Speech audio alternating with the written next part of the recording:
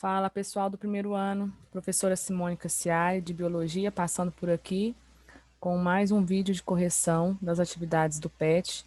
Agora semana 4, né, finalizando aí o PET volume 4 também. E ele vai trazer para a gente, nessa semana 4, a síntese proteica, né, que é um conteúdo bem pesado. A gente demoraria várias aulas para fazer isso aqui, se a gente estivesse na modalidade presencial, tá ok? Mas a gente vai fazer de uma forma resumida aqui agora, através do vídeo, e depois a gente faz uma revisão quando a gente tiver a oportunidade, tá ok?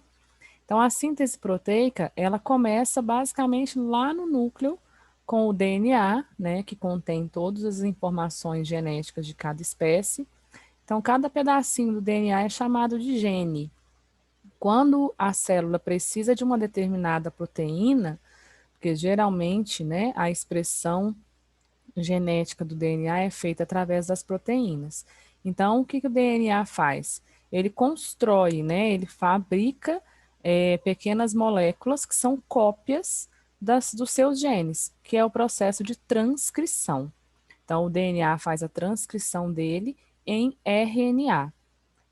Esse RNA ele vai ser o RNA mensageiro, porque ele vai estar levando, né, carregando uma mensagem do DNA. Então, o RNA mensageiro depois vai se ligar aos ribossomos, né, que estão presentes aí no citoplasma dos seres vivos, e através do processo de tradução que é feito através da chegada de RNA transportador, né? O RNA transportador, ele chama transportador porque ele transporta, ele carrega os códons, né? Ó, os anticódons. Porque lá no RNA mensageiro a gente tem os códons.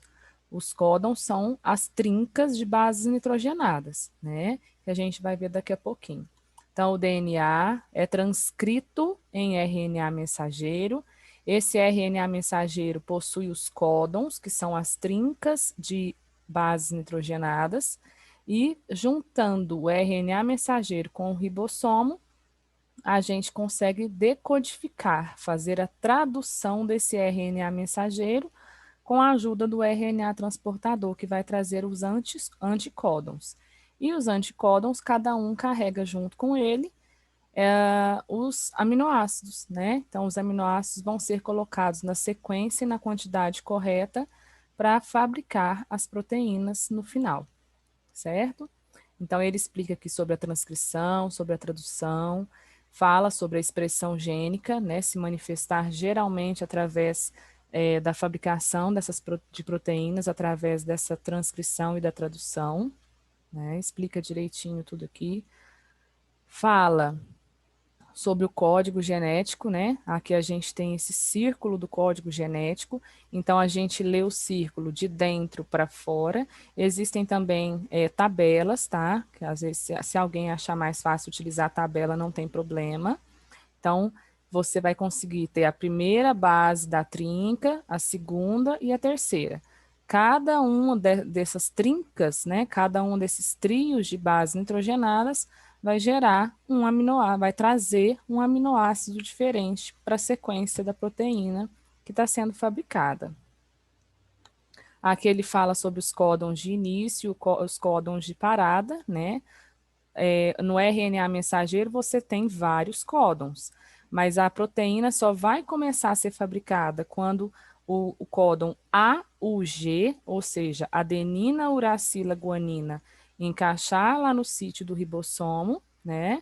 E depois só vai parar a fabricação da proteína quando chegar em algum dos três códons de parada, que é o AA, o AG ou o UGA.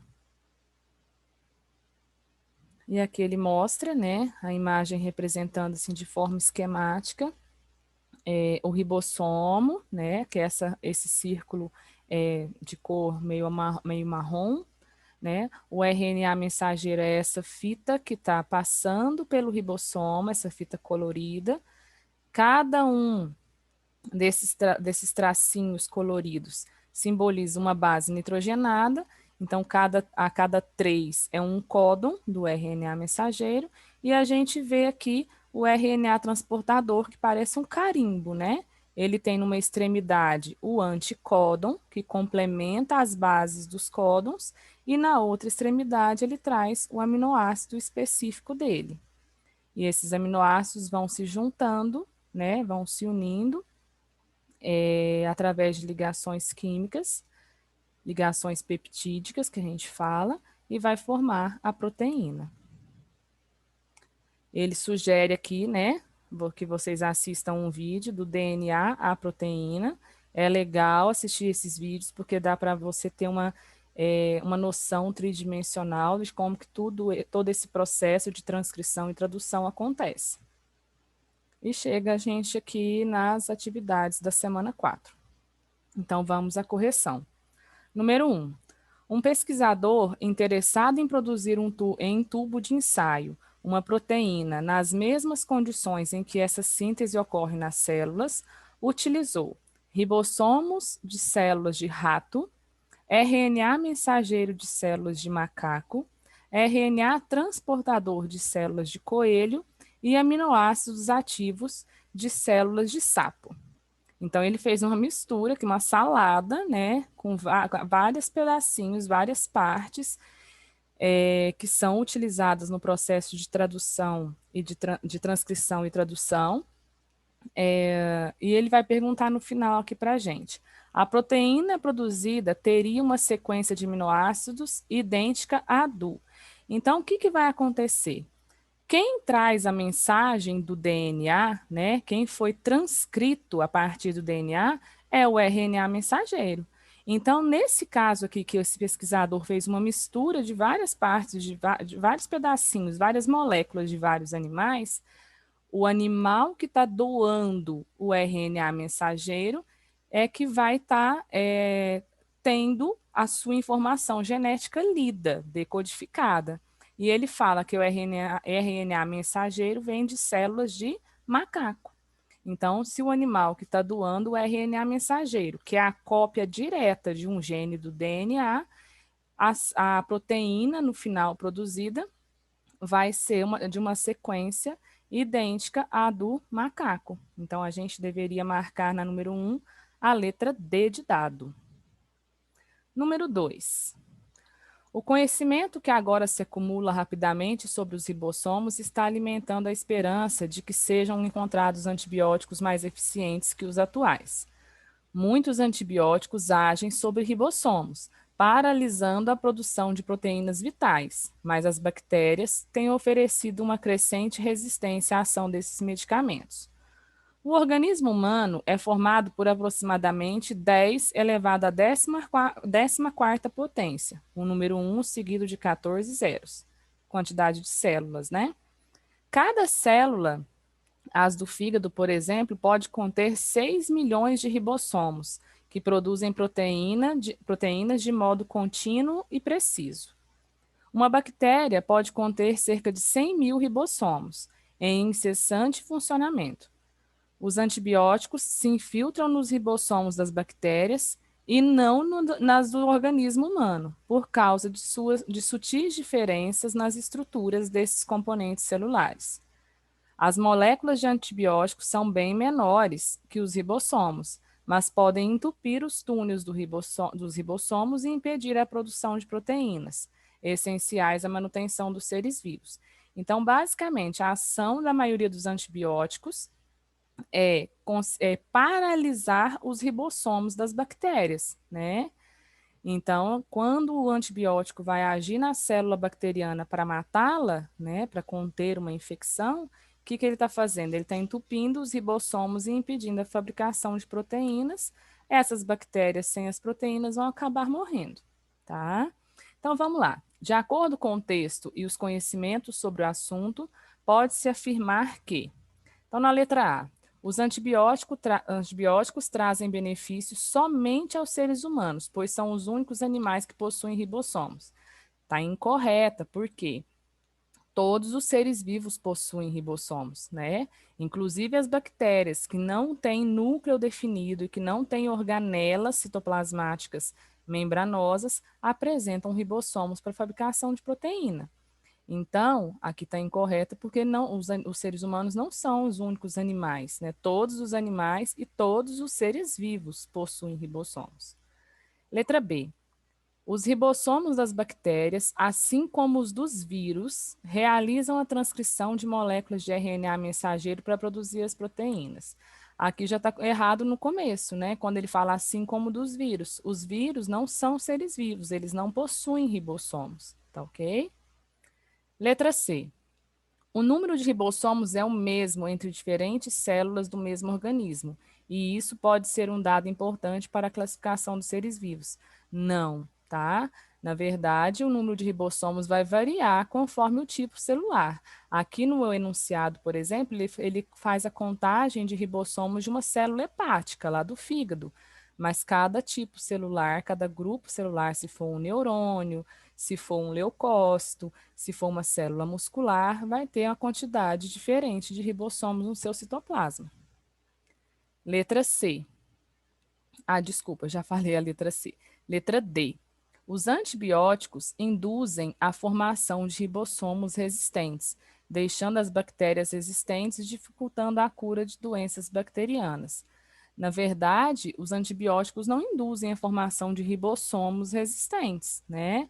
As bactérias vão sofrendo alterações genéticas chamadas de mutações, e são essas mutações que tornam as bactérias resistentes aí à ação dos antibióticos que a gente tem no mercado, ok? Letra E.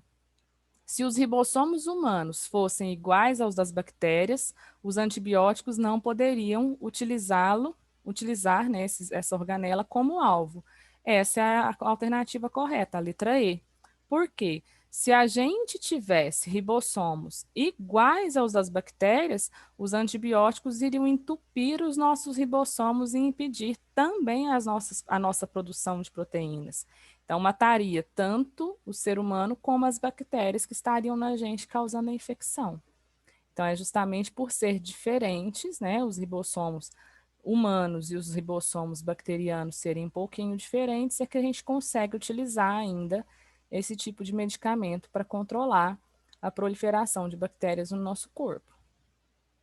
Número 3. As atividades celulares são orientadas por informações contidas no DNA, que são decodificadas em proteínas através dos mecanismos de transcrição e tradução. O que faz uma baleia parecer uma baleia são suas proteínas. Assim, as proteínas determinam as funções vitais da baleia, como de todos os seres vivos.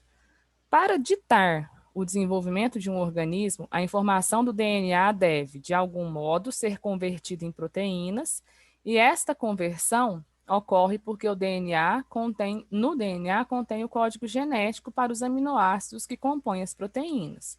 Neste código, cada aminoácido é representado por uma sequência de pares de bases, e esta sequência é refletida na sequência de aminoácidos reunidos em uma cadeia proteica. Assim, traduzir o código genético significa passar o código de sequência de bases para uma sequência de aminoácidos. Deste modo, o DNA é decodificado na forma de uma proteína estrutural ou enzimática, que, por sua vez, é responsável por uma característica do organismo. Então, podemos afirmar que, então ele traz aqui para a gente 5 afirmativas e a gente tem que encontrar, né, depois ele manda lá, indique a alternativa em que todas as afirmativas são falsas, tá? Então, vamos lá. Número 1. Esta decodificação se faz através da leitura de sequências de 3 nucleotídeos, chamados códons, que especificam aminoácidos. A número 1 está correta, né? Quando você pega o RNA mensageiro, a cada 3 nucleotídeos é um códon. E cada códon vai receber um anticódon que vai carregar com ele o aminoácido específico, né, desses códons do RNA mensageiro. Então, a número 1 está correta. Número 2. Os códons diferem Os códons diferem entre diferentes táxons de seres vivos. Há códons que não codificam aminoácidos. Aqui está falando que dependendo do tipo de ser vivo, você tem códons diferentes. E não é, tá? Os códons são os mesmos para todos os organismos vivos. Tanto é que você tem uma única tabela com os códons e os aminoácidos referentes a eles, né? porque todos esses códons se referem aos aminoácidos, aos mesmos aminoácidos, e tudo isso é igual em qualquer ser vivo. Tá? Número 2 está incorreta. Número 3, a decodificação ocorre no citoplasma celular. Aqui está correto por enquanto. Em estruturas chamadas ribossomos, também está certo. A partir de uma fita simples de DNA, que deixa momentaneamente o núcleo somente para tal função. Aqui é que está o erro. O DNA é uma dupla hélice. São duas fitas unidas uma à outra. Quem sai do núcleo, né, quem é formado ali para poder fazer essa decodificação no citoplasma é o RNA. Então, por enquanto, 2 e 3 estão incorretas, são falsas. Número 4. Cada códon traduz apenas um aminoácido. Sim, se a gente voltar lá naquele círculo, né, você vai conseguir, se você ler ele do centro para fora, você vai perceber. Por exemplo, se eu pego aqui nesse primeiro quadrante, A é a primeira base nitrogenada do códon. Outro A é a segunda base do códon. Outro A vai ser a terceira base do códon. A vai ser sempre esse aminoácido aqui, lisina, né? AGU vai ser a serina. AGC vai ser a serina. Aí você fala assim, mas você está repetindo o aminoácido. Sim, cada códon vai ser lido para trazer um aminoácido diferente. O que pode acontecer é que um mesmo aminoácido seja traduzido por vários códons diferentes, tá ok? Então, lá na questão, cada códon traduz apenas um aminoácido, a número 4 aqui tá correta. Número 5. Alguns aminoácidos são codificados por mais de um códon, é o que eu acabei de falar. Sim, pode acontecer.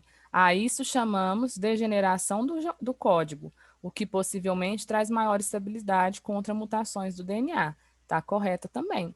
Então, as duas únicas que estão incorretas, que são falsas, é a 2 e a 3. E a alternativa que traz isso para a gente é a letra C. Número 4. Células animais com função secretora apresentam abundância de retículo endoplasmático granuloso ou rugoso e complexo golgiense, estruturas que se localizam próximas uma da outra e que trabalham em conjunto. Neste trabalho em parceria, o retículo endoplasmático granuloso. Então, o que ele vai fazer? Libera proteínas digestivas em vesículas denominadas lisossomos que atuarão em conjunto com os tilacoides do complexo golgiense. Não tem nada a ver com nada, né? O retículo endoplasmático granuloso, ele vai estar diretamente relacionado com síntese de proteína, tá? Mas ele não vai liberar proteína digestiva em vesículas denominadas lisossomos. Quem faz isso é o complexo golgiense, tá? Letra B, produz fosfolipídios de membrana que serão processados no complexo golgiense e liberados no citoplasma para a formação de novos ribossomos. Os fosfolipídios, eles fazem parte da membrana citoplasmática e eles são produzidos geralmente no retículo endoplasmático liso ou não granuloso. Letra C, sintetiza proteínas e as transfere para o complexo golgiense, que as concentre e as libere em vesículas que terão diferentes destinos na célula. Certo, né? Então, o retículo endoplasmático ele é rico em ribossomos, então vai ter uma intensa síntese proteica ali. Essas proteínas são levadas para o complexo golgiense, que a função do complexo golgiense é pegar esses produtos, né? Essas proteínas aqui no caso, fazer pequenas vesículas, que são como se fossem umas bolinhas cheias de proteína, e depois essas proteínas podem tomar vários caminhos dentro da célula. Tá? A letra C está correta. Então, vamos só eliminar a letra D e E. Letra D. Funde-se ao complexo golgiense para formar o acrossomo do espermatozoide responsável pela digestão da parede do óvulo e pela penetração nesse. Está incorreto, né? Na verdade, o acrossomo, que é a extremidade ali do espermatozoide, ele é só uma bolsa cheia de enzima digestiva, né? Mas não tem nada a ver com a fusão de complexo golgiense de retículo endoplasmático. Na letra E, acumula os polissacarídeos da parede celular, produzidos no complexo golgiense e os processa antes de liberar as vesículas que se fundirão com a membrana plasmática. Está tudo errado, né? Para começar, o retículo não acumula nada e nem processa nada, ele só produz a proteína. E o polissacarídeo que está falando aqui, que é a celulose, não tem nada a ver com o retículo endoplasmático granuloso. Na número 5, para finalizar, na etapa de finalização da síntese proteica, a produção da proteína é interrompida quando se encontra um códon denominado de códon de terminação, ou códon de parada, viu, gente? Assim que esse códon é encontrado, o fator de liberação atua liberando a cadeia formada, ou seja, a proteína formada. Dentre os códons abaixo, qual não representa um códon de terminação? Então, era só voltar lá no resumo, né? A gente tem AUG, é um códon de início, então a letra A já está errada, né? Não representa um códon de terminação, é a alternativa que deveria ser marcada, certo? O AG, o GA e o AA são justamente os 3 códons de parada, ou seja, quando o RNA mensageiro apresenta esses códons, um desses 3 códons, a proteína é parada ali, ela vai cessar a produção da proteína porque ela já está pronta, ok? Pessoal, espero que vocês usem esse vídeo com sabedoria para fazer as correções de vocês. Lembrando que essa semana 4 finaliza o PET 4, ficar atento aí agora para a entrega dessas atividades, né? Façam as correções direitinho, tirem suas fotos e enviem aí conforme a solicitação dos professores. Biologia, lembrando, a entrega é sempre pelo Google Classroom, né? Vocês já têm os códigos e qualquer coisa pode me chamar que eu ajudo também, ok? E vamos torcer para que logo, logo a gente esteja junto novamente.